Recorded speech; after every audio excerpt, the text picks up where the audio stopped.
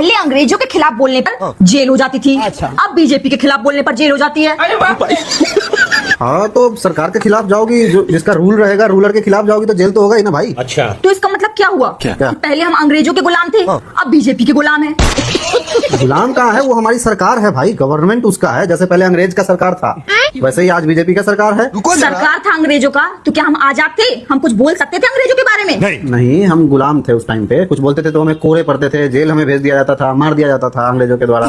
तो वैसे ही तो बीजेपी के खिलाफ अगर तुम बोलोगे तो तुम्हें जेल में डाल दिया जाएगा या फिर तुम्हारी आईडी उड़ा दी जाएगी, समझे? अरे तो भाई सरकार के खिलाफ कैसे तुम बोलोगे, सरकार है वो भाई।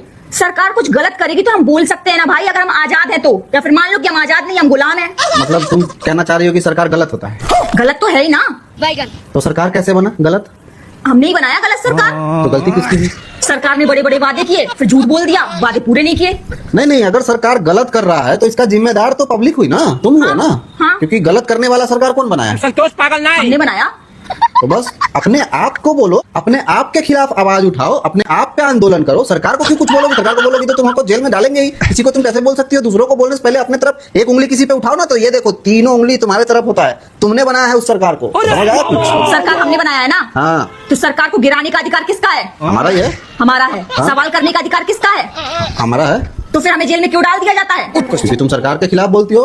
तुम अपने खिलाफ बोलो कि मैंने गलती किया तुमको चुन के, अपने पे उंगली उठाओ। देखो, एक उंगली अपने तरफ उठाओगी ना, तब तीनों उंगली उसके तरफ जाएगा, तब साबित होगा कि वो गलत है। अभी तो तुम उनके उंगली उठा रही हो तो तीनों उंगली तुम्हारे तरफ है, मतलब तुम ज्यादा गलत हो, तुमने बनाया है।